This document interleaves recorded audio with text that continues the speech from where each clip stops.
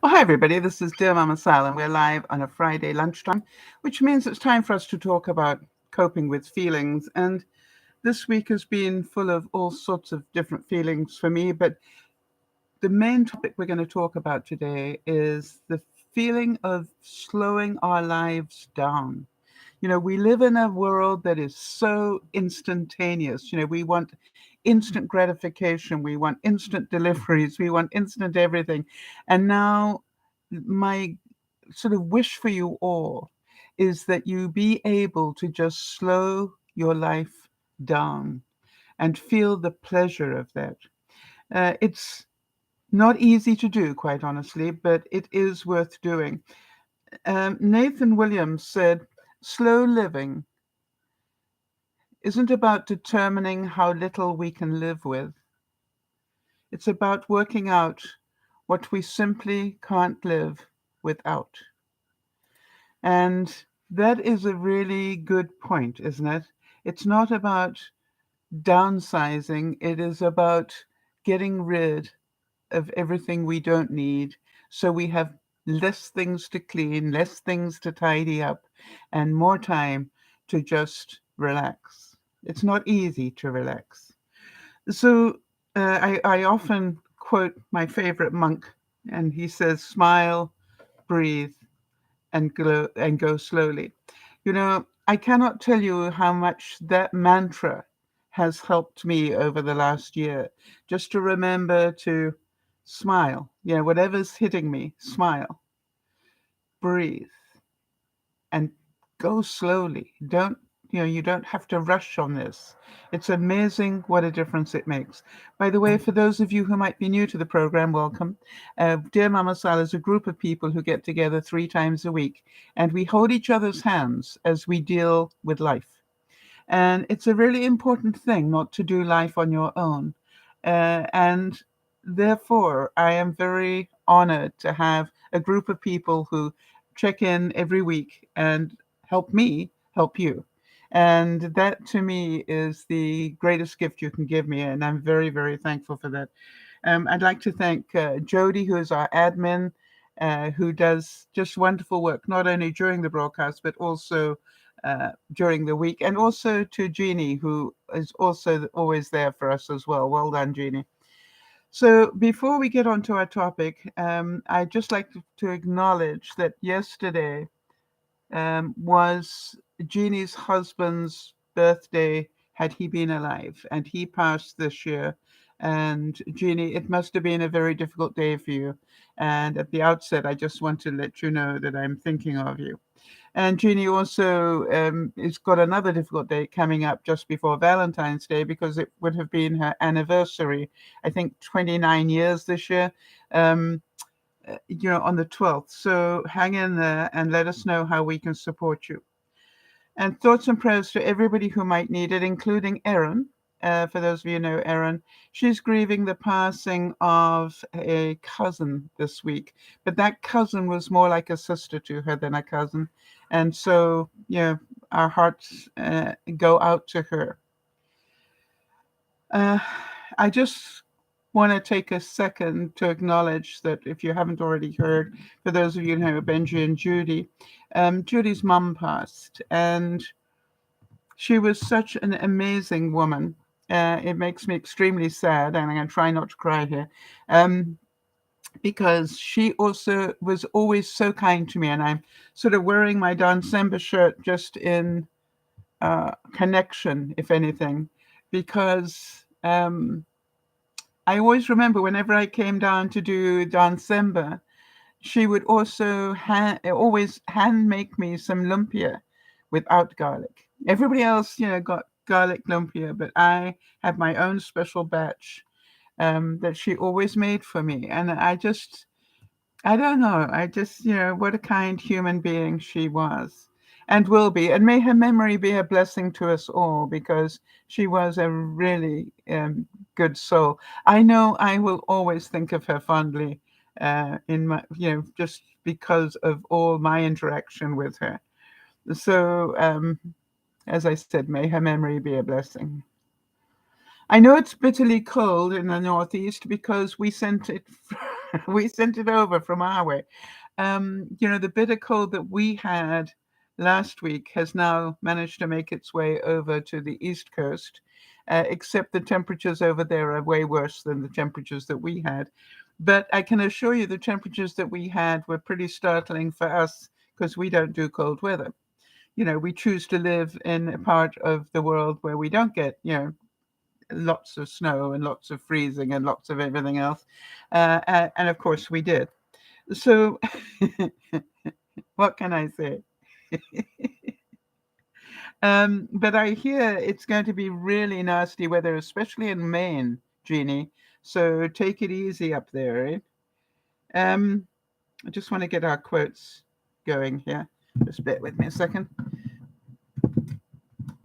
I took my phone off to do something and then, of course, forgot to put it back up again. Okay, so to go slowly means that you govern the rhythms of your life. You are in control of deciding how fast you have to go. For fast acting relief, try slowing down. Anything worth doing is worth doing slowly. Isn't that amazing? I just love that.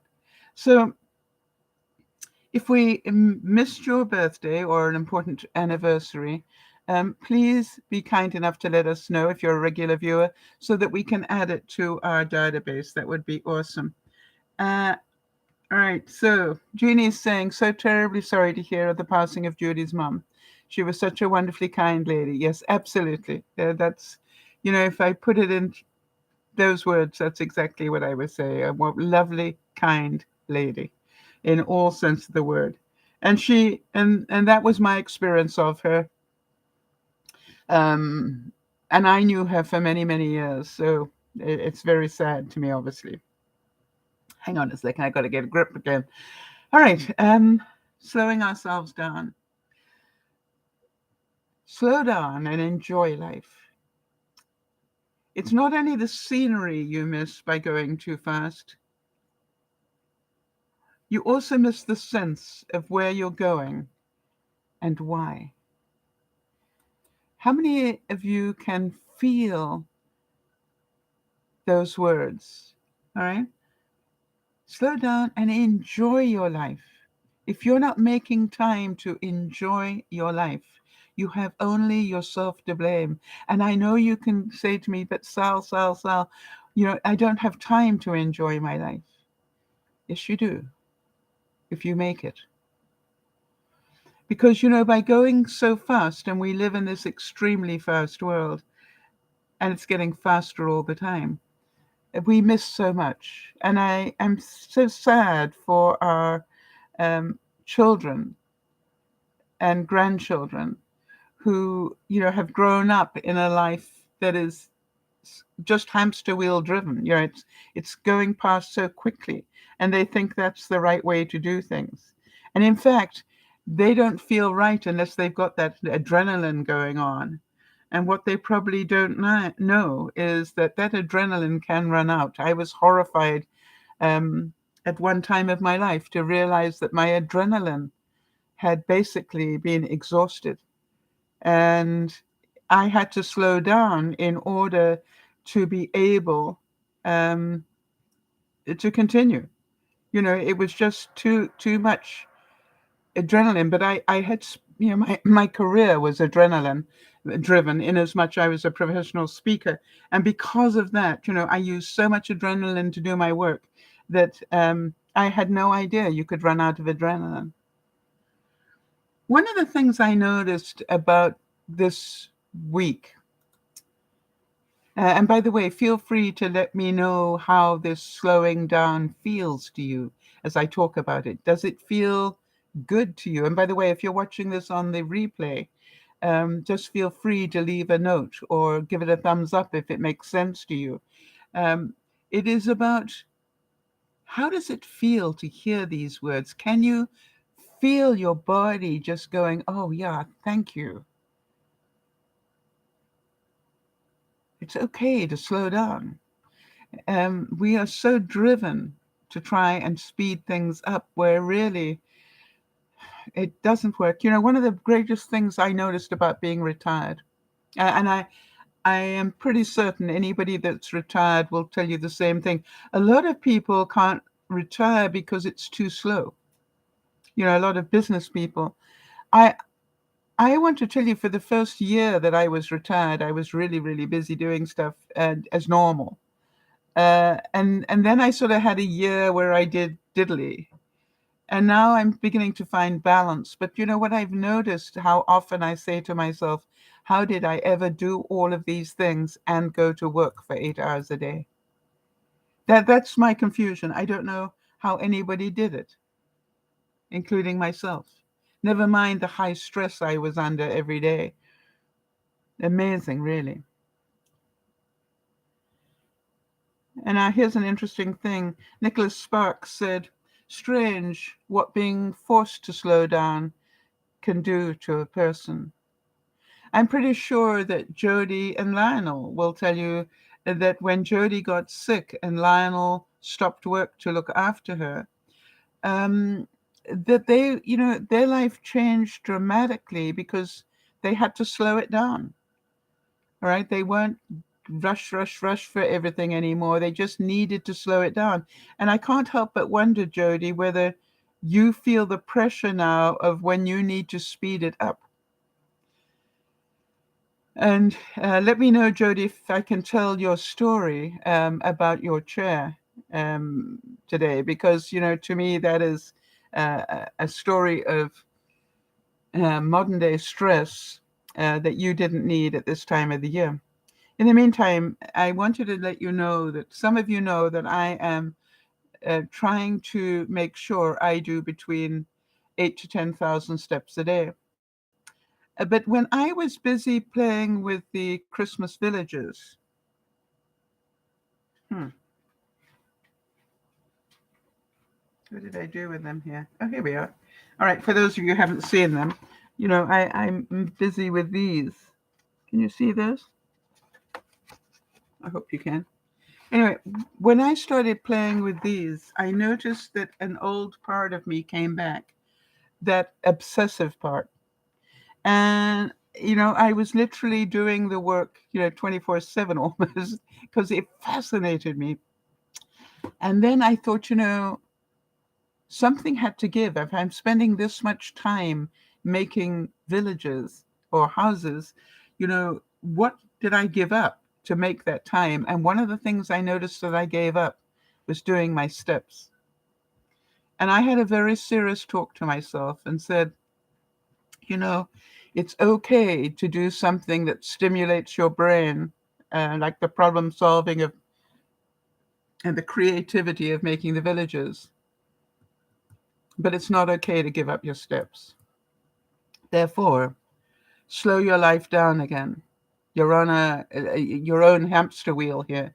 Slow your life down again so you can make room to do your steps. And I'm pleased to tell you that I'm back doing 8 to 10,000 a day. But I had to consciously slow my life down and say, it doesn't matter that much, right?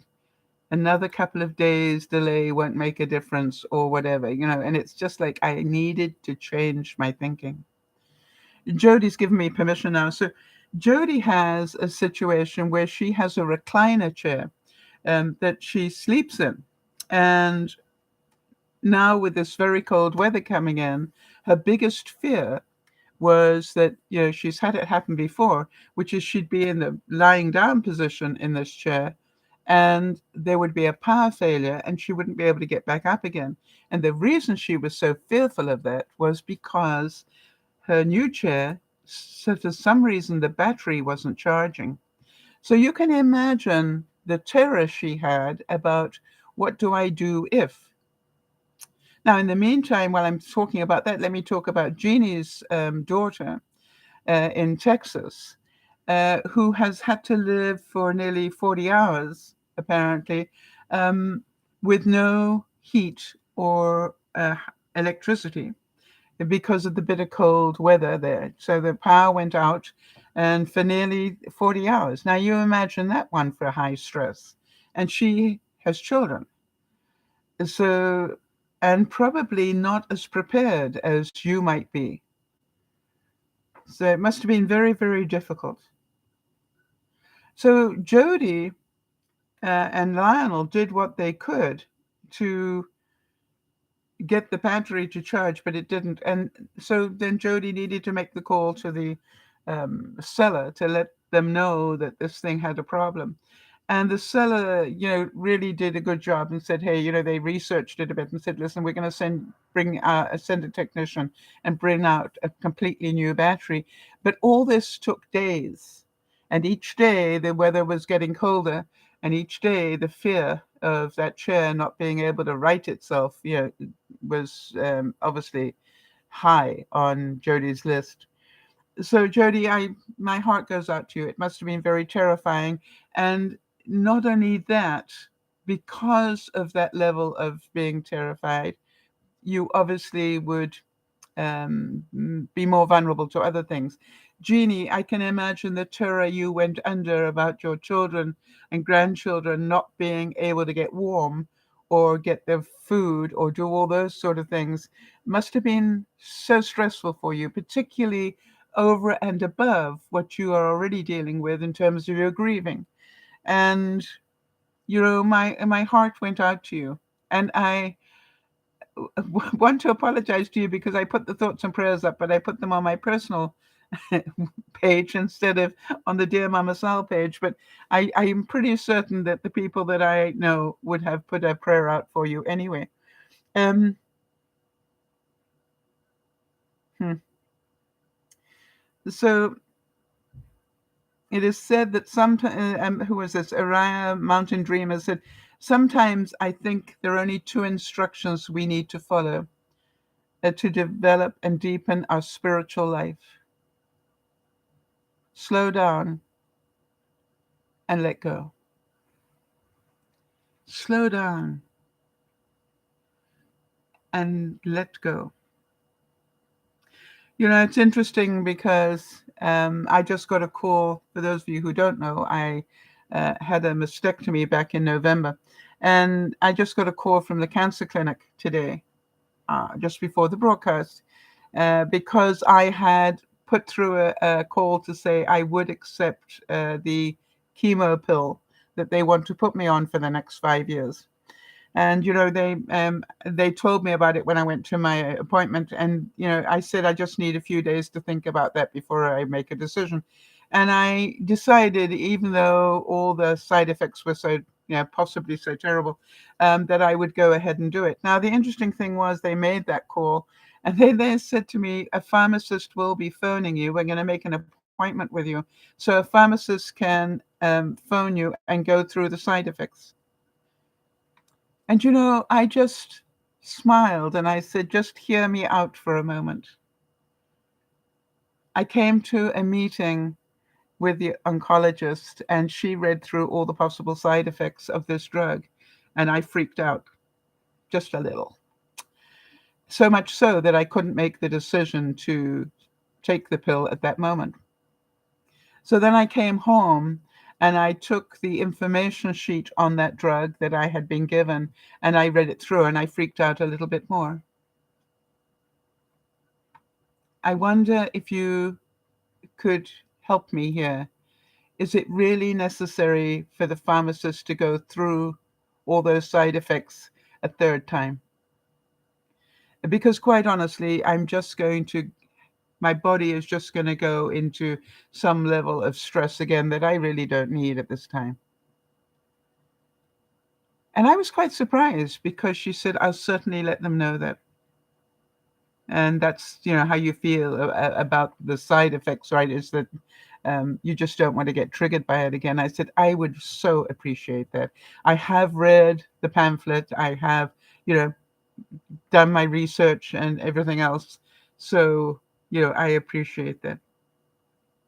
You see, I think part of slowing down is also making sure that you're clear about your needs. What do you need from life? I didn't mind talking to a pharmacist if they legally have to talk to me and warn me about this drug. I understand that. But I also don't need to go through all those side effects one more time and just scare myself again. I don't need to do that. And you know, if necessary, I'll cover up my hearing ability at that time. How about this? Listen to this and tell me how it feels for you. Just slow down. Slow down your speech. Slow down your breathing. Slow down your walking. Slow down your eating. Let this slower, steadier pace perfume your mind. Just slow down. How does that feel? And what comes to your mind as you hear that? All right? What comes to your mind when you hear those words? Do you feel just a little better? Or do you feel yes, but, yes, but? Are you able to just be in that moment and relax? I hope so.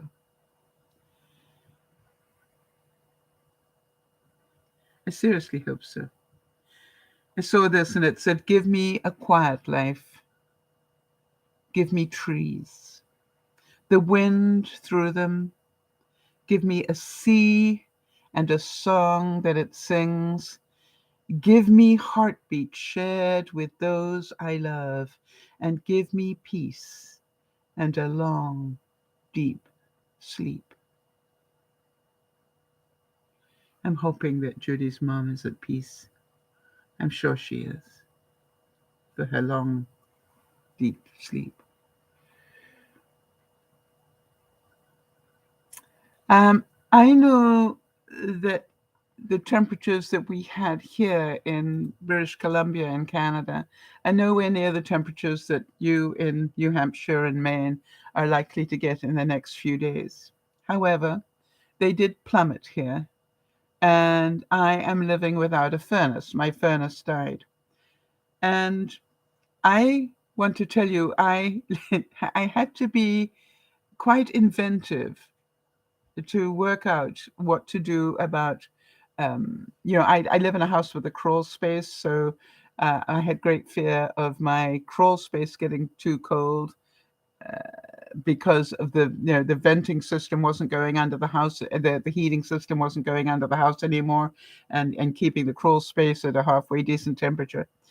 And I did all sorts of typically Sal things. I have, let me show you. Hold on.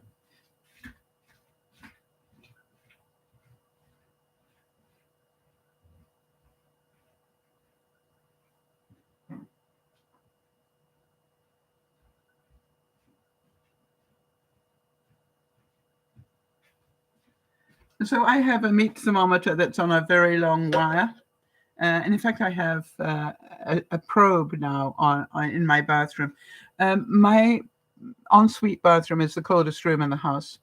And what I've now got is one of these type things, but not a meat thermometer. It's a proper um, temperature thing. And I've got it dropped down into the actual ducts of my house, the heating ducts. And the reason is I want to keep an eye on what is the temperature of the duct, knowing that the duct is probably about 5 degrees warmer than the rest of the crawl space by virtue of the fact that it is bringing some of the air from the house. And I did quite a lot of research into, does cold air go towards warm air or warm air go towards cold? Now, from your fridge that cold air drops, all right? When you open up your fridge, you will feel all that cold air drop to your feet immediately. And that warm air rises. So what I was trying to work out was, if we know that warm air is constantly rising, does it make sense to you that as it rises, it's pulling up the cold air, but with it from my ducts? Now that concerned me a little bit. Let me tell you how amazing that was. At one stage, because I did the readings, at one stage, the temperature at the vent level, where the vent is that's coming into my house, the temperature at the vent was 20 degrees different Fahrenheit, 20 degrees different from that at my coffee table. Now, a coffee table that, is at knee height. Agreed? And there was a 20-degree difference between my knee height temperature in the house and the vent temperature in just that space. No wonder my tootsies were getting just a tad cold. Anyway, I just hope that all of you in the Northeast are prepared for what will be a very difficult few days. And, I'm hoping you've got emergency rations in and you know how you're going to cope without electricity should that happen. I must say that I am so glad that I did that emergency preparedness stuff a couple of years ago. You will remember I got a battery charger thing that if the power goes, I can keep my laptop charged. I can recharge my phone with it and things like that. It was an expensive thing to buy, but I've never seen a power outage the same way since. I have emergency lights that the moment the power goes out, these lights will come on, and they are almost as bright as regular lights, and I have three of them. So not only can I, rest assured that I'll be able to read or play my games or do whatever comfortably, but also I have a way of recharging them because the light which recharges them. You actually put them into a light to recharge them, and that thing I can plug into the battery system that I have. And then I realized can I not live without in a power failure. We had a power failure that lasted quite some hours, not quite 40 hours, Jeannie, but it definitely was quite a few hours, like well over 12. And the interesting thing was that I was craving coffee big time and no way to do it because, I had an electric stove. And so what I did was I said, I don't want that to happen again. And I got a bit fed up with eating cold food out of a tin. So I decided what I would do was buy myself a little camping stove so that I could, if I needed to, take that out and onto my deck and then make myself a cup of coffee and warm up a saucepan with some food in it if I wanted to. So I feel much more prepared. Now then, I got a bit of a shock. Last week when I went to do the thumbnails, those are the little pictures I put up for the broadcast. For some reason, my computer wasn't doing the right things about converting those pictures to the thumbnails. And I thought that was a bit weird, but maybe there's something wrong with my computer. And yesterday, when I started to do the work to put those up again, I had a bigger problem. I found out that my external hard drive had crashed. Now, my external hard drive has a lot of stuff on it, 2 years worth of stuff on it. And that obviously is devastating in lots of ways. But I've decided it's not worth worrying about right now. I worry about it on Monday. In the meantime, I got a feeling that when I bought that hard drive, I did buy an insurance policy on it that said if ever it crashed, that they would be able to retrieve the information from it. So I'm just going to double check that I did that. And if I didn't, I will know when I buy the new one to do that. But there's something really strange about losing. I'm thinking Yvonne is going to be so upset with me because I have a lot of tax information that is on that hard drive, but I've lost it, possibly. And it is what it is. It's a bit like losing my passport. But I keep thinking it's a bit like this whole thing of slowing down. Will I still be able to do my taxes without that information? Yes, I will just pay a bit more because I can't prove that I spent those things because all the invoices and stuff will be gone. And today's computers have so little space on them that you basically have to have an external drive. And there's part of me saying maybe the risk of keeping your stuff in the cloud, with Google or whatever, is less than the risk that I've had from constantly losing my hard drives. That's three now. It's just like, and this one didn't drop. I know that because I've got it Velcroed to my computer. It's not the end of my life. Nobody died here. It's just I'm going to lose some information and it'll make life a little more awkward. But the best thing I can do is check it out, send it off to be replaced if possible, or get to restore it if possible. But in the meantime, get another one in anyway. So I am not inconvenienced more than necessary. Mahatma Gandhi said this. He said, I have so much to accomplish today that I must meditate for 2 hours instead of one. Think about that. I have so much to accomplish today that I need to meditate for 2 hours instead of one. How many of you going, if you're that busy, why bother to meditate? Just get on with it. No.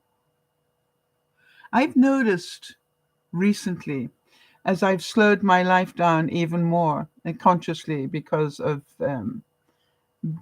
stuff going on in my health, I've noticed that my mind is beginning to open up again and be creative again. And I notice I'm waking up with ideas.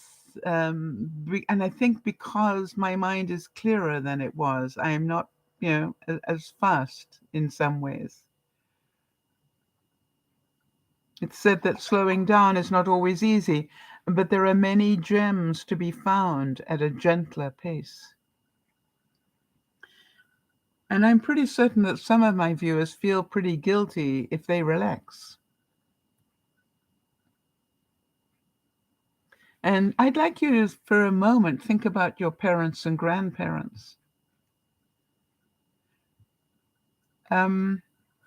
I'd like to suggest that they had a much better handle on a balanced life than we do, and definitely than our children will, and our grandchildren will, right? They live much faster lives. It's about this what can I do without thing, or what do I have to have in my life. It was interesting because we had snow again, and we don't do that well. We had snow again, and there was snow on the driveway, so it was, I'm not sure about getting the garbage cans to the road because I've got a driveway that is sloped, and I didn't want to slip and fall. And then, God was kind enough to send a bit of sunshine. And so part of my driveway, maybe about 3 feet of it, if that, managed to melt. And I thought, well, seeing as God has kind of given me 3 feet to play with here, maybe I get the cans down. So I did. And, in fact, all the area close to the house where I'd need to wheel the cans, had that 3 foot area. And I was laughing because I go, that's really helpful. Thank you so much. And I gave thanks. And I put my cans down. But one of the things that I thought about was how my life has changed in the last couple of years. I remember when I first came here, I was horrified at the size of my garbage can and my organics can because they were so small. And I, obviously was terrified that I would not be able to cope with such a small garbage can, especially with unpacking and doing all those sort of things. But it's 2 years later, and I've unpacked for the second time, you remember, because I had to unpack again after the fire. And what I smiled about yesterday when I first saw the issue with the snow, or before, actually the day before, I thought about it and I thought, the whole driveway was covered in snow, and I'm going, hmm, how full are my bins? And I realized that both my organics bin and my garbage bin were probably about half full. And I went, boy, isn't that amazing? 2 weeks. In 2 weeks, I have less than half filled both my cans. And that made me realize how I've changed my carbon footprint. I wonder if any of you have got any stories about that. Have you changed? Can you see a difference in your carbon footprint? And it made me smile because I thought, something? If I need to, I can leave it another 2 weeks. And then I decided I'd put them up. But, for some reason, they didn't collect my compost bin. And I went, the weather's cold enough, it's not going to be a major issue. And I just brought it back again. I didn't bother to phone and complain. I just thought it can wait another couple of weeks. My favorite monk said, we humans have lost the wisdom of genuinely resting and relaxing. We worry too much. We don't allow our bodies to heal. And we don't allow our minds and hearts to heal. And for those of you who are grieving, for those of you who are coping with illness, for those of you who are struggling, I'd like to give you permission to slow down, to try a little relaxation for a change. Maybe take a weekend. When did you last have a holiday from all of this stuff that you do? And because of COVID and everything else, we've stopped taking holidays to a large extent, right? We do staycations rather than go away. So think about that. I've noticed that I've changed my routine. It's really it's really strange.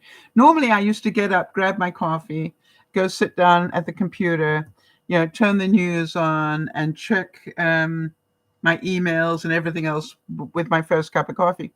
And then by the time I got to my second one, I was sort of almost awake. And then I realized that that is a very quiet time for me. And I was busy messing it up with news and things that probably would stimulate my mind instead of just letting it relax a bit. And then what I decided is I wonder what would happen if I took my coffee to Confetti Corner, which is my craft room, and just did my planning at that time of the day. And because I'm a multitasker, I will also plan what I'm going to cut out for the day and have fun because I know I've got a whole hour to work that out. And then what I would do is load up my cutting mats so that I could put, stuff into my cutting machine that could be cutting while I'm planning. And it was just amazing the difference that it's made. And I do not have a television in my craft room. So I'm not listening to the news. I'm not getting upset about Chinese balloons flying over Montana.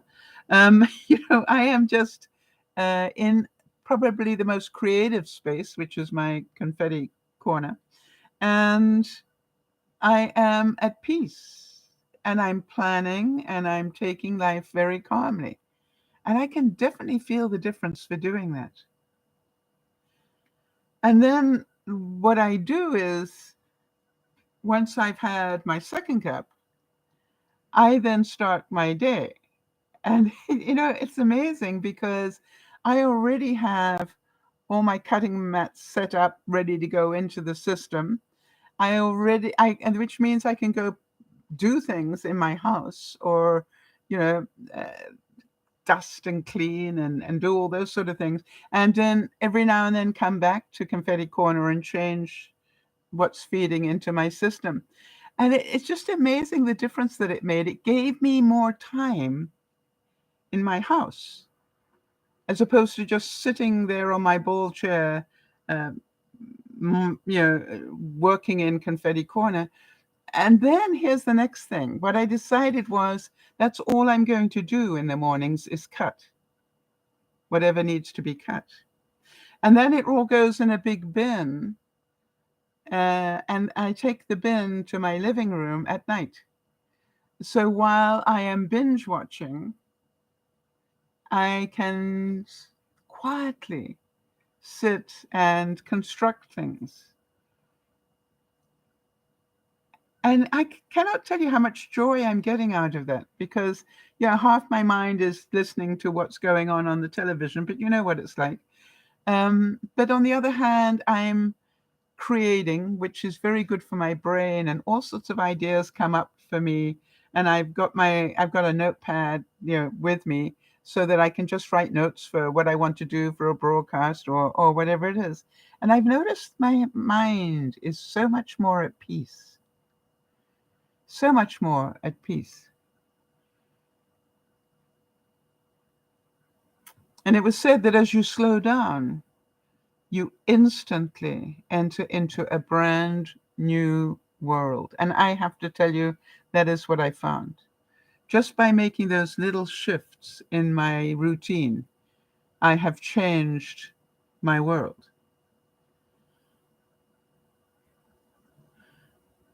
It's really weird how the effect that it's had. And each night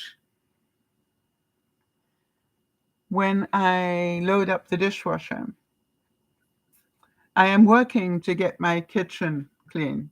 When I say clean, um, my ultimate goal is to clear all my countertops, except for the essential things that have to stay on the countertop. Obviously, my air fryer has to stay there. My kettle has to stay there because I think you guys would shoot me if I moved it. Um, a lot of the stuff there in the coffee making department um, needs to stay there or be in the cupboard above. But in order to get anything into the cupboard above, I'm going to need to clean that out first. So it's a work in progress. This here is a lot of, as you know, a lot of my indoor gardening over the winter. And it's staying because it gives me pleasure. But does it have to be on my countertop? So what I'm thinking about is now moving a lot of this stuff onto my one end of my dining room table. I could still fit 5 people around my dining room table if I take half of it away. No, I lie. Yeah, I could probably still fit five. Bit of a squash, but it's possible. And if not, then we could just eat on our laps. But what I'm doing, and I really recommend this, is when I've finished getting everything into the dishwasher and the countertops are clean, I then look at everything and go, what one thing can you take out of this room? Stuff that is on the countertops. What one thing can you move out? And that's what I'm doing every day. I'm not trying to do a massive cleanup. And I'm going to be talking about the decluttering in a second. I'm not going to be doing a massive cleanup. I just am interested in what one thing can I move. And I'm amazed how just one thing. You had a big clutter area right here where you can't see it, obviously, because we need that space. But I've had this clutter area here, and every day it's getting just that little bit smaller. And I am so impressed with myself for doing that. And I would think, if I don't rush anything and just keep to a gentle, sort of slow routine, that very soon I'm not only going to have it clean, but I will have learned how to do without all that clutter on my countertop. And we know that come spring, all my planting stuff that I'm doing, all the seedling stuff, are going to go out onto the deck as they acclimatize, and then they'll go into the garden. So we know that that's a work in progress. And boy, when you think about it, we're getting so much closer to spring. Very exciting for me. And talking about decluttering, I wanted to give Jody and Lauren and Kanzi, those of you who met Kanzi from New Zealand recently, they've all joined the decluttering club. And, we've got this little club going of people that are determined to declutter their homes and do it slowly. And, the funny thing is, well, our goal is that we can prove one way or another that we spent 15 minutes of the week decluttering. That's all that is required. So if any of you believe that you would like to declutter your house for 15 minutes a week and would like to join the club, please let me know at DearMamaSal@gmail.com, or let me know here on Messenger or wherever you choose to contact me. But it's like, it is really interesting what people are doing. And I'd like to give a few heads up or pats on the back here. Some of you, first of all, I want to just remind you guys of the broadcast we did Friday evening, where I made this incredible trifle, which was, sponge cake and then jello and then instant pudding and then cream and then the cherries were on top, remember? And then I went to put it in my fridge and I knocked one over. And I then had black cherry juice, cream, and instant pudding dripping down the back of my fridge from the top shelf. So, it went all the way down to the second shelf and it caught on there in the glass and stuff. And then it made its way down all the way to the bottom of my fridge. And I can tell you that I hadn't planned to declutter my fridge this week, but I did. And it required that I actually move everything out of my fridge, including all the shelves, just so I could clean the gunk off them. But it looked so much better when I'd finished. So that definitely was part of my 15 minutes, but I did so much more than that. Because I managed, those of you who've known me well know I'm still struggling to get rid of the last 10 boxes of unpacking from my fire. And they're in my spare room, otherwise known as my storage locker. And I got rid of a whole box. I actually got to the bottom of another box this week. And it felt so good, to cut the tape off it and fold up the cardboard and take it out onto the deck where I've got my recycling. And it was just like, yay, it's a one box gone. So it was just a magical feeling. Lauren, we're still waiting for her update. I'm not quite sure what she got up to, if anything. But I do know that Jody and Lionel took it very seriously. And they had a corner of their home that they literally, we all have that corner, right? Where you huck things, right? And apparently it was a total mess. They forgot to take a before picture, but that doesn't matter. I totally understand. Any corner, I understand. And what they did is they sent me a picture of this pristine corner. Absolutely pristine corner. And it was just like, they had floor space and it was clean and empty. And I could just imagine how good that must have felt. Hi, Chris. Chris is saying, I want to get rid of my 4 fish tanks, 125 gallon, 75 gallon, and 33 gallon, and a 25 gallon. Wow. I need my freedom back. Absolutely, Chris. Wow. How many hours? I believe you're talking to somebody that had a big fish tank and then had 2. So, I know how this grows. I understand. Did you start with a 25 gallon, by the way? Or did you start with a little round bowl? With a tetra in it. Because I remember starting with a tetra and then I ended up with, the 44 gallon picture one. I had a beautiful 44 gallon one. And then, yeah. So I totally relate to that, Chris. Now, Chris, as you think about getting, to me, the whole process of what goes through your mind, are you scared to get rid of them because of the waste of money? You know how much money you invested in all of that, not just the tanks, but all the, the bits that go with it, the filters and bubble things and you name it. It's like you got a lot of money invested there. And so the question is, will you sell it on Facebook? Oh, you're Chris is saying I had 12 fish tanks before. Wow, so you've done really well to get it down to 4. That is amazing. By the way, do you have any fish in those 4?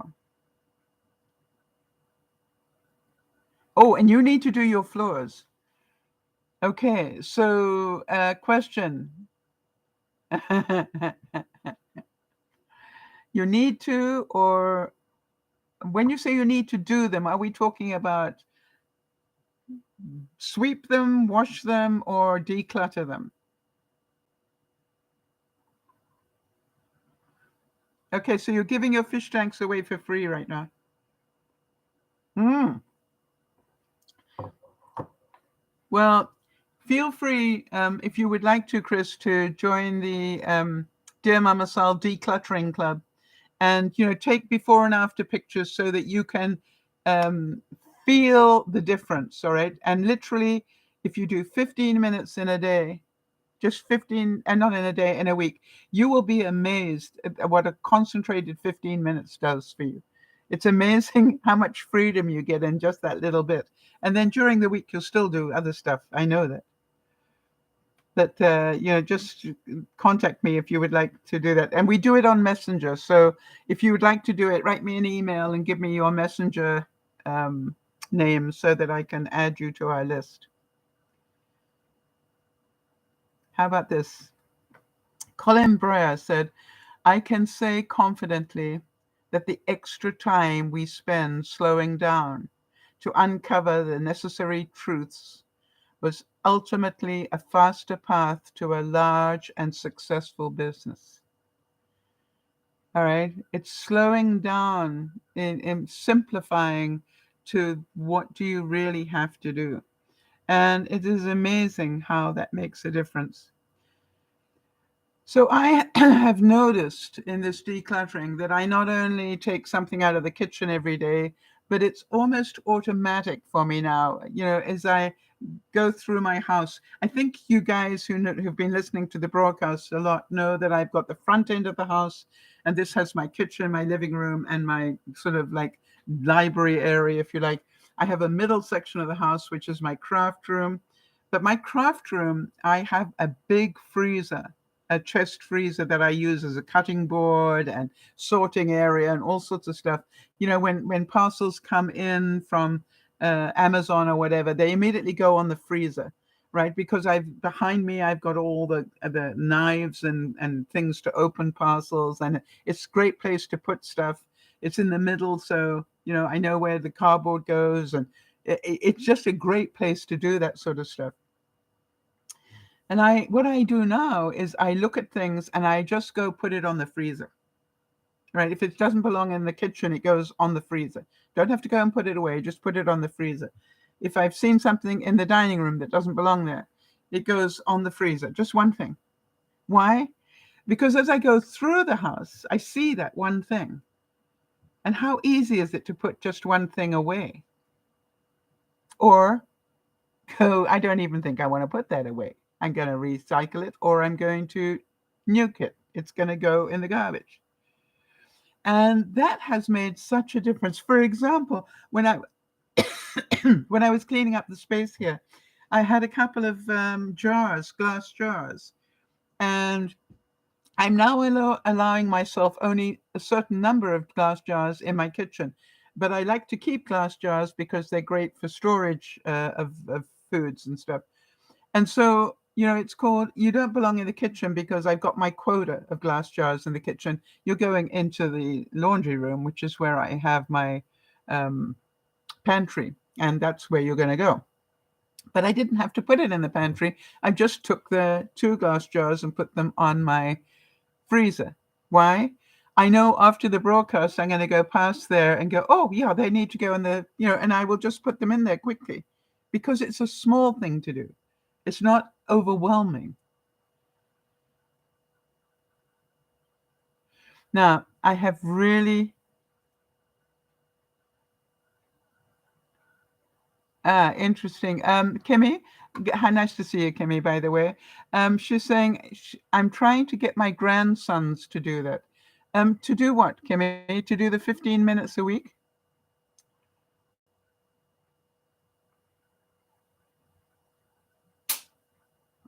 I would say that with children, and I'm presuming your grandchildren have the ability to take a picture on mommy's phone, I would actually make it a game and get them to take a picture of an untidy area of their bedroom, for example, and just take a little picture of a little area, not the whole room, just a little area that you want to get tidy this week, and send it to me. And then at the end of the week, send me the picture again, but this time after it's cleaned up. They'll think that's fun. Yeah.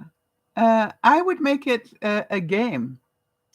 And, from my experience, children work well with game related or reward related things. So teaching somebody a new habit, is difficult and certainly difficult for a 75-year-old, but that's what I'm doing. I had such fun this week. I got to show you. Hang on.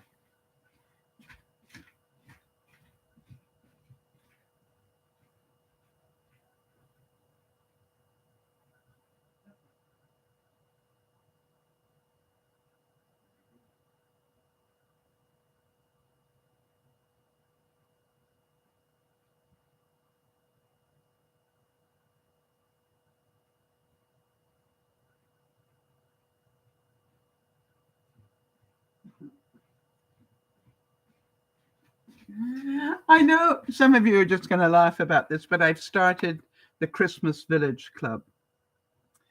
And as you can see, I put big um, rings on this, right? And so far, I have sent out the first 3. I cannot tell you how exciting that was. I packaged them up and did a whole lot of work in terms of mailing stuff internationally and so forth. And then I thought I had it right. And then what I did was I took the packages over to my old post office where I have my post box um, because I wanted to thank the people there who were so kind to send me a card when they heard that I had cancer. And I made a day of it, and it was such fun all around. I cannot tell you. And I also, while I was there, and did a bit of research on what am I going to do when I have to send the Christmas villages out constructed, which I now have to do.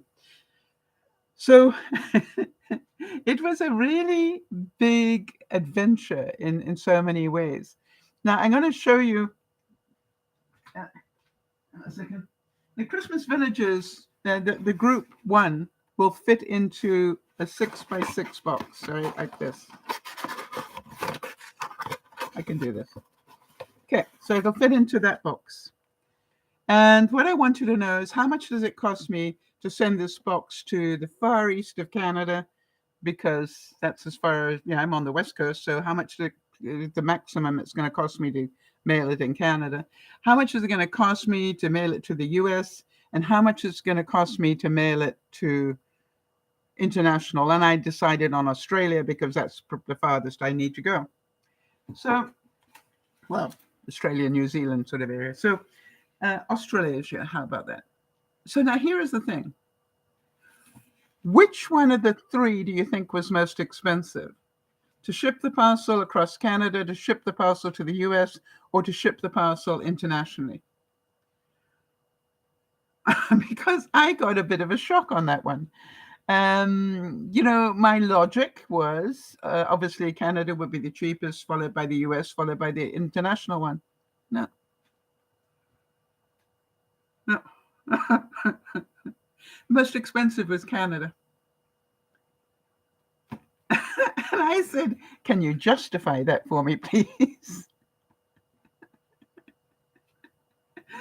To take a parcel and mail it across Canada is more expensive than sending the parcel down to New Zealand or Australia.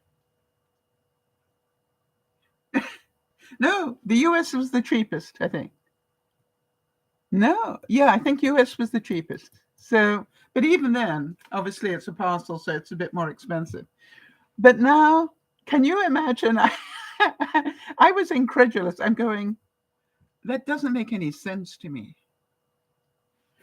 Okay, now, you know that I'm one of those people, if you're going to buy big.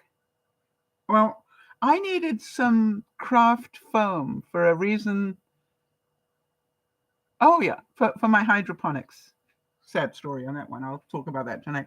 Um, so what I needed was a little bit of craft foam. But then when I went to go and buy it, I saw that there was a deal going on for a big amount of craft foam, 104 pack, in fact.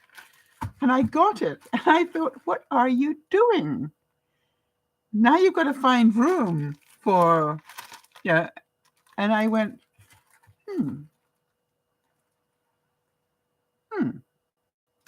wonder why I needed that.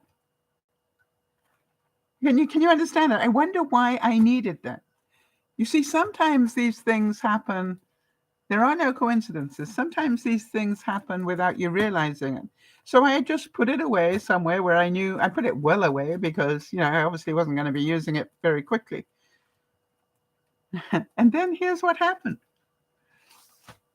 I'm busy packing up my first box of completed village. And what I realized was, let me take this apart.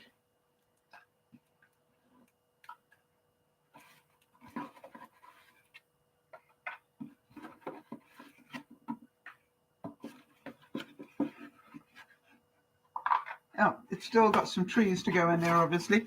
All right, so the group one, all right, is a townhouse, which is so cute. Okay. And it's a little cottage, and it's a barn, and a fence, and there's something else missing. Anyway, and then this is a hex box that one of them, you can get a bit of height on it. And then it's got this special little thing where you can put your fairy lights underneath the hex box. So that all goes into a box. And I'm going, this is a strong box. It's not going to crush easily, especially with a big fragile notice on it. And then I went, what am I going to put between the houses to protect them? And then I went, oh, that's why I needed, that's why I needed so much foam. So what I'm doing is I'm cutting the foam like this so that it makes a quarter thing. Now I can fit the four. Oh, there's a bit of foam at the bottom. And now I've got, like you would have for packing glasses, right? But it's foam.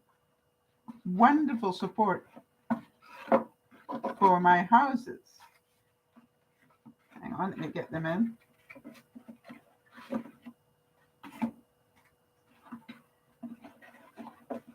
Actually, there's another one that has to go in there. Anyway, so there's a fourth one that's going in, but you see how it's just perfect. And then I can flap these down.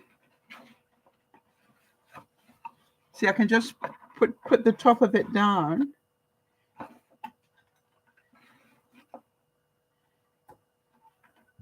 And then put the trees and the thing on top like this. And it's perfect. Just don't send it across Canada. Can you see how at the time I didn't understand why I needed 104 bits of craft foam? And now I can see it. The other thing was, hold on a second.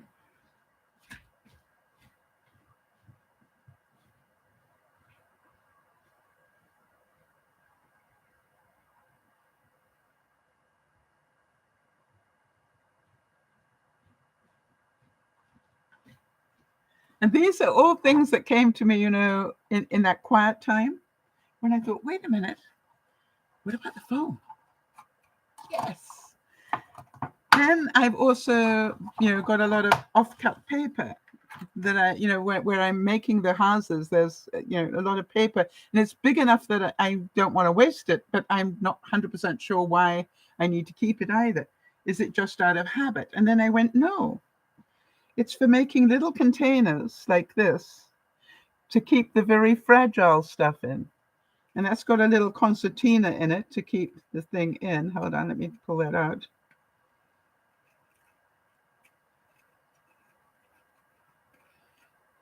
I've actually, I can't pull it out because I have glued it. Actually, I can do it that way. Can you see that I've glued that concertina bit so that it stays in? Because inside I have two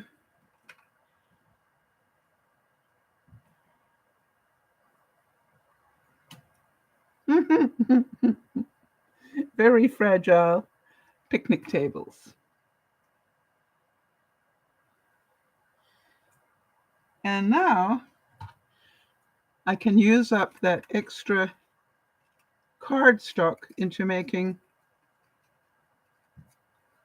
protectors for those very small things. And once they're in, I just concertina a bit of paper, and there we go. That's now going to hold it all together, and when I send it, it tells the recipient what's in there.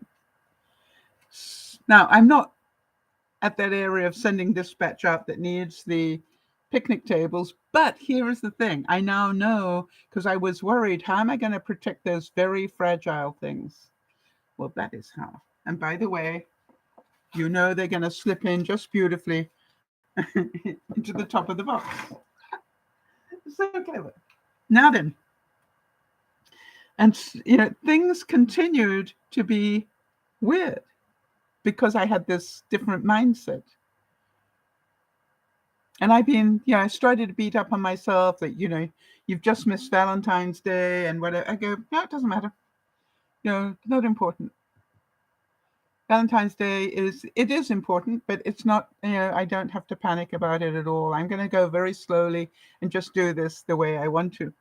So what I did was, my neighbor had a birthday this week, and she got the other Christmas stuff that we've been making, all right, for Christmas. And literally, I saw her move things in her house to accommodate it.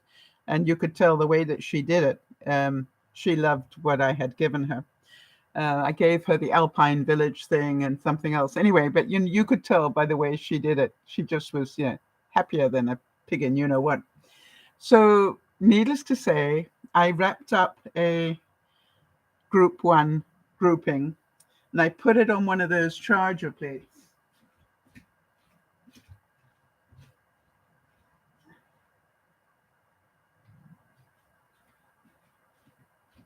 But I put the box. I didn't put it like this. I put the box on the charger plate, but I made sure she had the charger plate for the group, and then I wrapped the whole thing with wrapping stuff, because I wanted her to have the box to keep the stuff safe until Christmas. Does that make sense? I could have given it to her like this, but then how's she going to keep it safe? So I rather give her the box where she knows how to keep it safe, because I packed it that way. Well, I created a mini monster.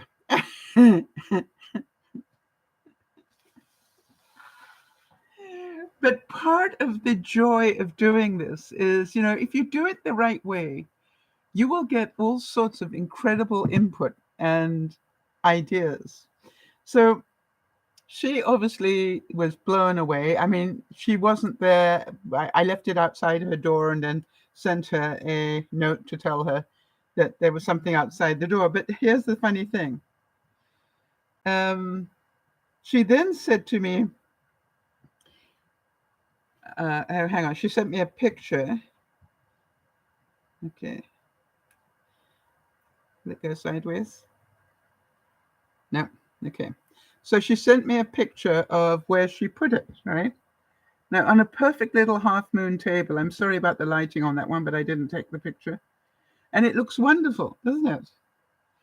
And then she was talking to me later in the week and she said, is there any way, I love my friends, is there any way you could make me a semicircle to go behind them? And I said, what? And she said, it would really make them pop out because at the moment they're against a white background and it would look wonderful. So I said, well, you mean, so hang on, this is where it started. So I said, you mean like maybe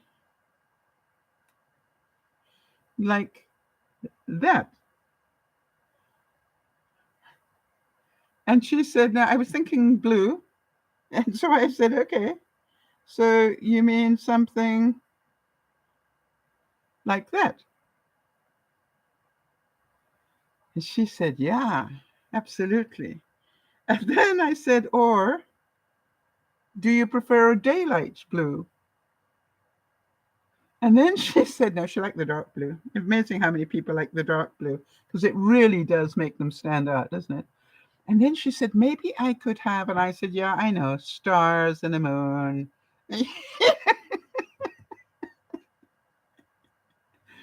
But you see, there are no coincidences. So what I was thinking about was that is such a good point, right? That some people really would like that background to go with it.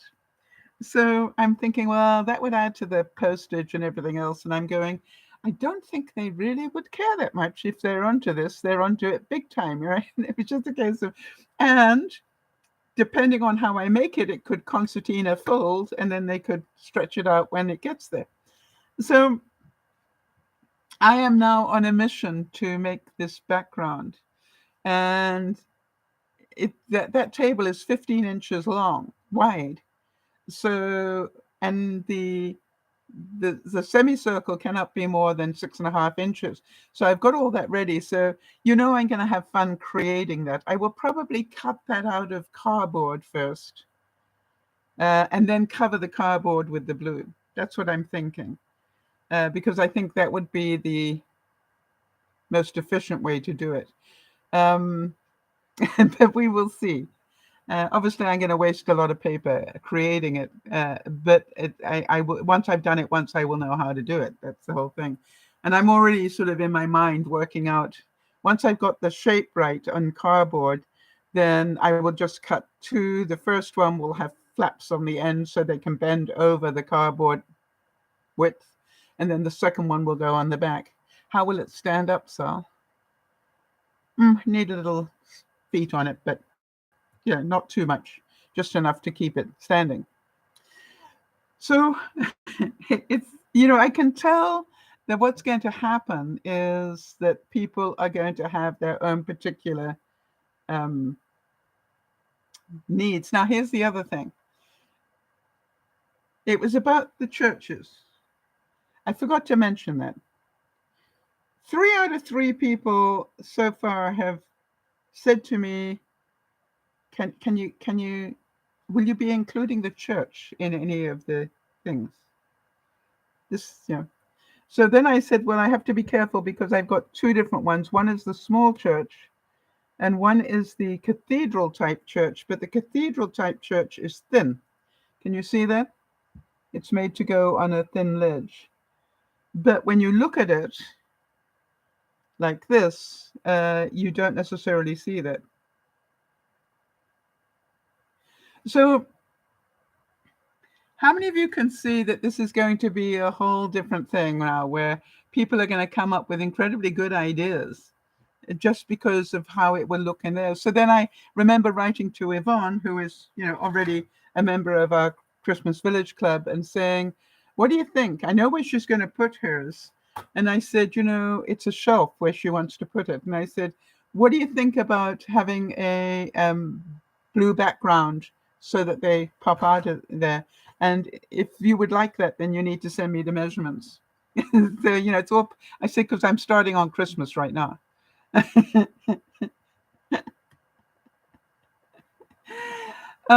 So you can see that it really is as much fun as I want to make it, or as stressful. I realized that part of my stress about doing this was, what if I promote it and I can't keep up with the demand? Or that I stress myself out trying to keep up with the demand. Does that make sense to any of you? And the reason I say that is because the sort of reaction that people have had to them has been so good. And that that it's like, what am I going to do if I actually promote them in terms of uh, either to my database of friends or to the YouTube world? It's like, how am I going to keep up with it? So I haven't promoted them in those terms at all, because it's like I don't know how to do that. And then I waited for the inspiration on that, and I thought, it's just quite simple. You don't do advance orders. You make as many as you want to, and then you sell the ones you've made. And that way, you will not have to stress, because there are this many made, and if you'd like one, get your order in now. And if not, that's fine. And I thought, yeah, that would make it much less stressful. It would slow the whole thing down, where I can keep it at a pace that I would like. And I'm looking at life in a completely different way now. Yeah, the Jeannie's making another good suggestion, right? She said, you can decide that I want to do a certain amount, maybe 12 a year, and that's it. So, the first for 12 people. Now, my biggest problem is how to price them when I know that the cost of shipping them is costly. Now, just to get some sort of idea, and I'd love your input on that, guys, what you think would be um, a fair price for a grouping. This isn't the group, obviously, but you've got 1, 2, 3, 4 houses. You've got some trees. You've got a fence like this, and you've got a riser like this to give it depth. I would really like to know what you think is a good price for that, knowing that I'm going to have to put shipping over the top of it. Now, you probably worked it out that I will never, I will never be paid for my time on this. It's a labor of love. So, but this is the thing: is I don't know quite where the price point is. And what I want to do is, for the Christmas Club people, is to give them a price that says, the whole price is X, but I'm going to divide it into 4 seasons, and each season you'll get the next bit. Unless, of course, you need an extra one for a friend of yours, in which case, then I will do it that way. But, it's like that way they could split it up over the year. So there's part of me, I think there are about 25 bits in all. By the end of the year, you'd have this complete village, which, I know certain people. But on the other hand, if you don't want that, if you just want a little accent area, you can just buy group 1 or group 2 or whatever. So that's the way that I'm thinking about doing it. What do you think? And I'm saying, what do you think? Because to me, it's like your ideas will help me get more ideas. And that's really important to me. And there is nothing I can do about the shipping cost. It is what it is. I could send it out. I even looked at, what if I ship it in a tube? All right. But I think that the safest way, quite honestly, is like this, with a Dirty Great Fragile sticker on it, or 2, is probably the best way. Solid, nicely protected.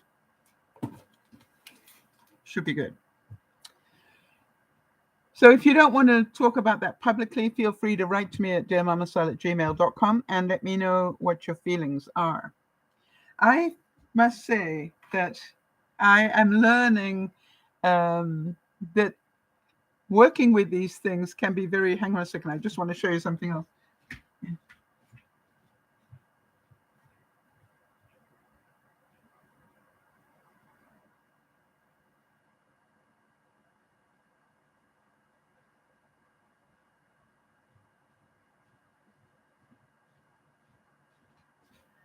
Working with these things, obviously, when you've got to have them constructed, has its own problems to it because you don't want them to get damaged. And then I went, wait a minute, I've got containers that I can keep things in, right? Right. So here are a whole lot of Christmas trees that are not going to get damaged because they're protected. And great way for me to move them from one place to another without crushing them. Makes sense. So what I'm seeing is a lot of more, as Jody said, a lot more creativity is coming to my mind that sort of fits in with a lot of things that I naturally do. So you probably realize that these are the containers my tomatoes come in, but they are perfect for keeping the picnic tables and other small things until I need to pack them. Okay, nicely protected. They will stack easily. How many of you can see this is actually getting to be quite fun now? As I work out, this is how it wants to go. And I then had to, I'm going, but wait a minute, how will I remember everything that needs to go in the box? So I said, you need a little shipping tag. So I've now got little shipping labels so that I can fill it in. And it's like,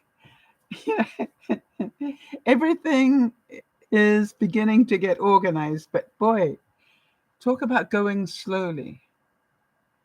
Can you understand things I thought would take a week are taking me a month? But that's okay. That's okay. And if I can keep this slow growth, in other words, I think I've got 7 people in the club now. If I can keep this small growth, that it means that I can not have to stress out too much at all. But it is funny to see people's reaction, and they almost immediately go, okay, fine. And it was funny because when Betty Ann put her stuff together, I noticed she didn't use the riser. And I said, did you understand what the little hex box was for? And she said, no. I said, okay, let me send you a picture. And then, inside the hex box is that little, is this little thing, right? And I said, you need that. And the reason you need it is because if you're going to put your fairy lights in, what you do is you thread your fairy lights through here to make them stable, and then through the hole in the box, and then you have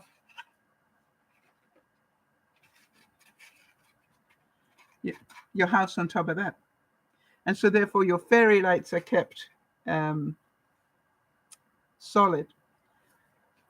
But also remember when you do that to keep the white side towards the front, all right? Because if you put it in that way, you're going to see all the lights, which you don't want to see. Anyway, so it's all. Then I'm going, I need to do instructions now. Another step. But, it's fascinating. That's all I can say. And some of you were here when I hit the problem about I'm not allowed to make them and send them under the license that I have. And then I thought, but there are going to be some people that like them but would like to make them or can't afford the packaging or whatever, to have them shipped. So I thought, well, maybe I can find some others that are cut that I can sew.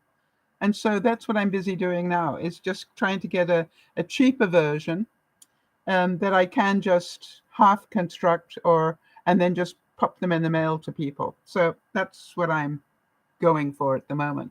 I'm not quite sure how I'll do that, but we'll do when I get them. I'll show them to you, and so you can help me with that. So this whole thing about going slowly, can you understand that it is an important part of our life? And life is way shorter than we think it is. Way shorter than we think it is. I certainly didn't think that I was going to outlive Judy's mom, even though she had complications. Um, and so I would really ask you in this moment to think about your life. And don't think, as it said, don't think about getting rid of things as much as how much stuff have you got that you really don't need, and that just giving you more things to clean up and do whatever. And then the next thing is, and I keep reminding myself and my viewers of this one as well, think about how much are you keeping in your everyday space, the stuff that you only use once a year. My big roasting pan, all right, I still might need it, right? There may be that time when I still need my big roasting pan, but have I used it in 2 years? No. Oh, I think I did for what do you call it? Potluck thing. I needed to use it for that. But I have that now stored in my storage locker known as my second bedroom. But that's probably going to go to the shed. Why? I've only used it once in 2 years. Why would it be taking up valuable real estate in my house? See, you understand my thinking now. Part of this whole thing is think about what is in your everyday space. What is in your kitchen drawers and so forth. All right? You know that beautiful dinner service that you use once in a millennium. Where are you storing it? If you only use it once in a millennium, where should you be storing it? I understand it was, that it's been handed down through the generations or whatever the thing is about it. I remember giving Yvonne a set of Christmas plates way early on in our relationship, and I noticed she never used them. Why? She didn't want to ruin them. I said, Yvonne, I'd far rather buy you a second set. Do me a favor, use the things. That's what I gave them to you for. And the other thing was, I one year gave her a set of, knives and forks, a cutlery set. All right. And guess what she did? She hoarded them away because she didn't want to ruin them. And I said, Yvonne, use them. You are more important than your guests. Use them. Enjoy them every day. Do you understand? There's certain things that we hoard away until the time is right. Well, hello, the time is right. Why would you not use the things that give you joy? So to me, it's really an important thing for you to think about. What is taking up valuable space in your everyday life that needs to leave your everyday life space? I was looking, have any of you got a whole closet that's got coats in it you have not worn for some years? Oh, what a great thing for me to downsize this week. Yeah. And it's cold, to donate those. I'm going to be doing a donation run this week. Yeah. Will it be difficult? Yeah. I've even got, now here's the joke. Hang on a second.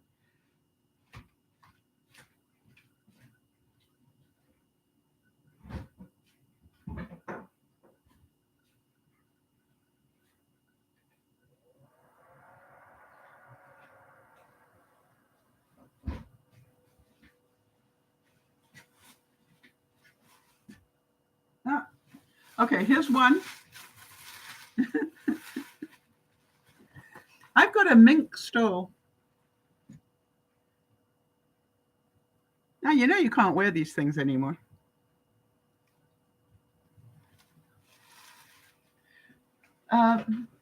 Wait, there's more.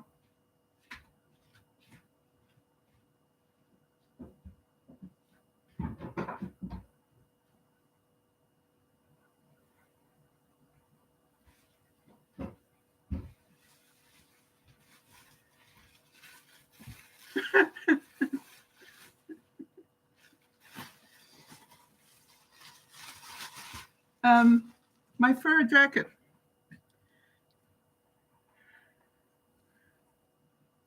I can't wear it anymore, right? People throw paint on me. Hang on a second. Jeannie's saying, for my parents' 25th anniversary, I purchased a beautiful china cups and saucers. My mum never used any of them. When she died, I started using them. Yes, isn't it sad? I bought my mum my first or second year away from home. I bought her a beautiful set of real silver placemats, and she wrapped those in tissue paper and put them away, and she never did use them. But when I got married, she gave them back to me. It was like weird. All right, and interesting. Kimmy's saying, I use my roasting pan for storage of other things. Yes, that's a good idea. So anyway, so can you understand? I obviously was a lot slimmer. And I'm going, I couldn't even use this as a cape, right? I am twice the size I was. So it's a beautiful coat. And there's part of me that goes, I've had that since my 20s.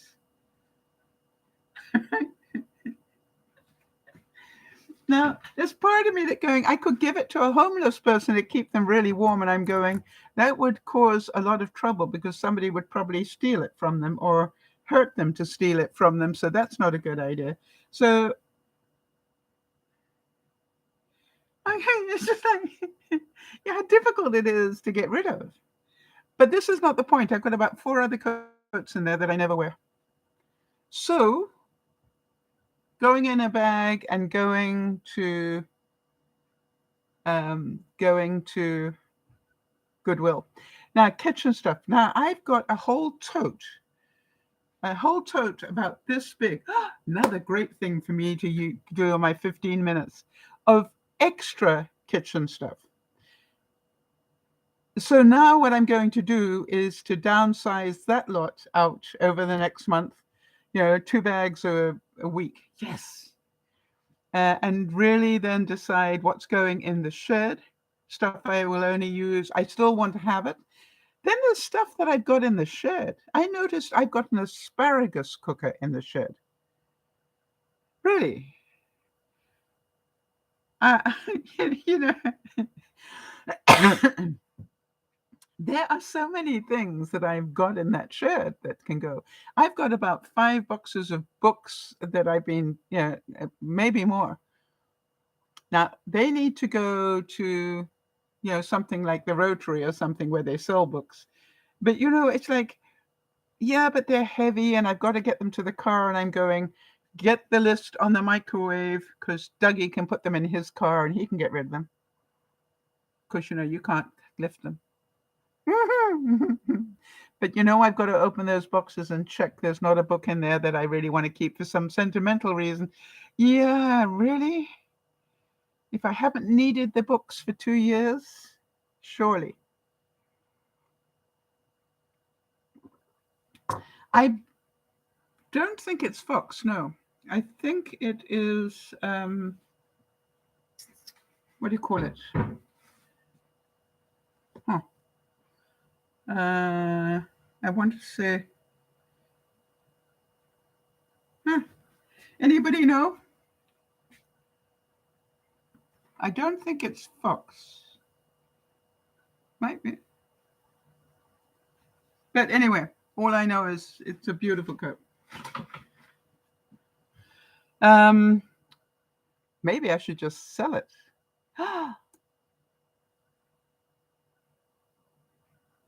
Wonder if anybody would buy it.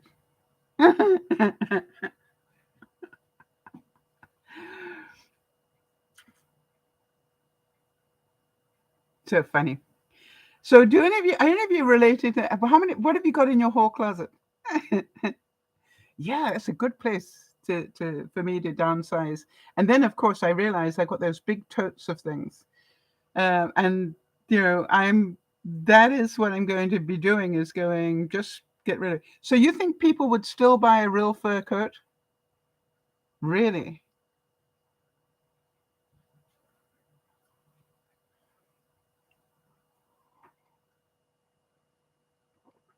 So I've got to do some research to see what they're selling for.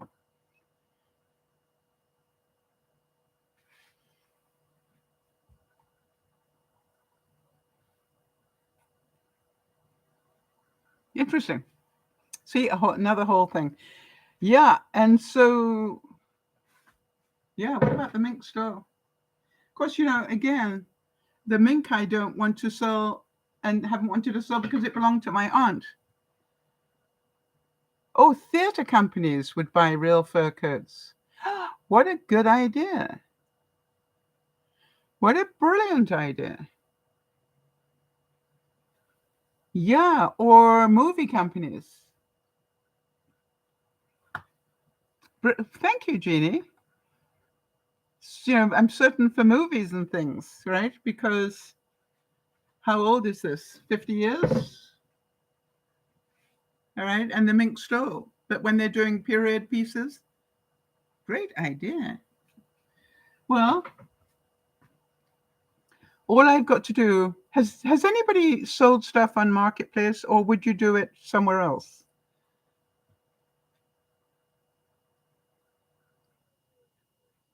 You see, this is the whole thing that is so interesting to me as we, help each other out through these, these ideas, which is you telling me how to do it is going to help somebody else who's also got a fur coat sitting that they haven't used and not going to use.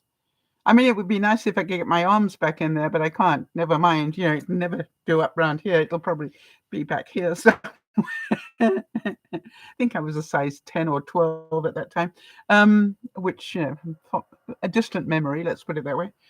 So that's a good idea. And maybe what I will do is get some ideas on that one. And first of all, see if any of my group of friends, um, are in a theater company. Very good point. Very good point. But I don't think that you can wear them in every day. But if you lived somewhere where it's really cold, are they still wearing fur? I'm pretty certain they're still wearing fur up in Alaska.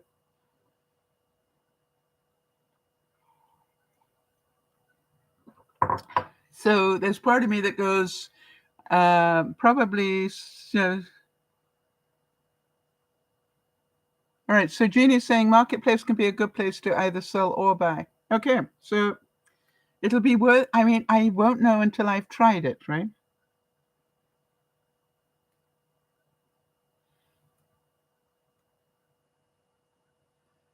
But first, I've got to do the research to find out what is the going rate for a mink stove these days.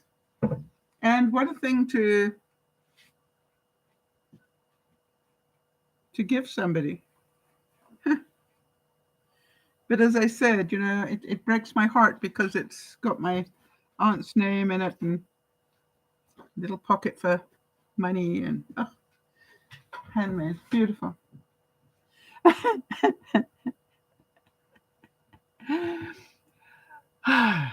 I look at it and go, this is all learning stuff. If I could learn how to do it, that would be good, right?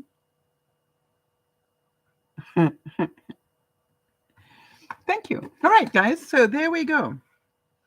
I look at it and go, do I have to do it this week? No. But if I opened up another door, I got it out of the closet. Now, you understand the smart thing is not to put them back in the closet. The smart thing. Kimmy's saying that she stopped putting things on Marketplace because of the scammers. Tell us more, Kimmy. What would happen? They'd come or try and knock you down in price, or what would happen? Just so that we know that we're aware. And where would you put them? Because I know you do this in your life, is that you buy and sell clothing. So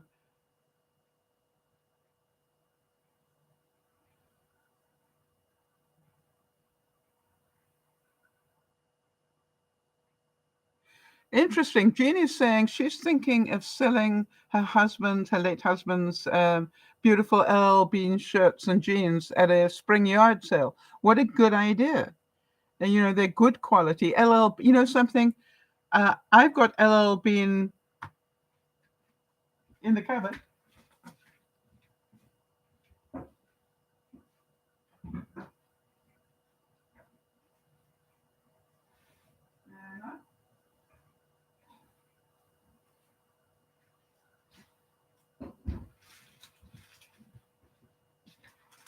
How about that? My LL Bean raincoat. Again, I don't think I can get into it, and it's lined if I want it to be. I don't think I can get in it anymore. Okay, if I took the lining out, it would probably help. There we go. Lining's out. So, yeah, I still just about get into it, but it's tight. And this just about do up. It's a beautiful raincoat, and it's got a great hood. But LL Bean stuff lasts forever. Yeah, I've got a lot of winter pants that I've packed them away somewhere and I haven't been able to find them yet. Maybe they're still under my bed somewhere. But I've got corduroy pants that I absolutely love. And they're great for winter, which, Okay, so that's good. Hi there, Quill. Maybe you could go see the theatre show and find out where they're looking for clothes. Oh, good point. What a good idea. Actually, you know something? I've got a neighbor who is in a theatre company. There's part of me that goes, yeah, but what if they take it and then they sell it? That's how my mind works. So I think I will try and sell it first. And if I can't sell them, then I will donate them. But the good thing is, keep them out, take the pictures, and then put them away in a box in the shed. And, until they're sold, sort of thing. All right, so Quill's saying, think about that. If you donate them and that makes you happy, then so be it. That's a good point, Quill. All right, that's a very good point. All right, which is, but can any of you imagine what goes through my head at the same time? I mean, this is the fur jacket my mom gave me in my 20s. I always remember that. All right, in Africa, where there wasn't a lot of need for a fur jacket. And I tell you that, again, I could put it up and somebody's going to know what that's made of. It could well be, I don't know if that's fox. Possible. Whatever it is had a really nice coat to it. You know what I mean? I think it was mountain lion or mountain something.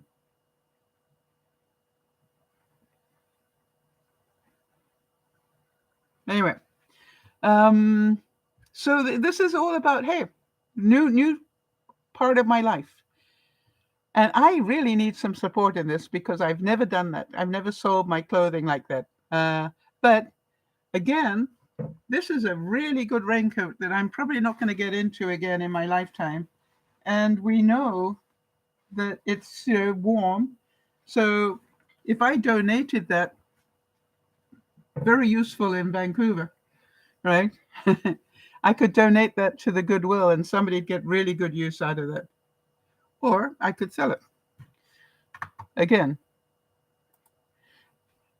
Um, the fact that it has a lining, I think, in this environment is a good thing.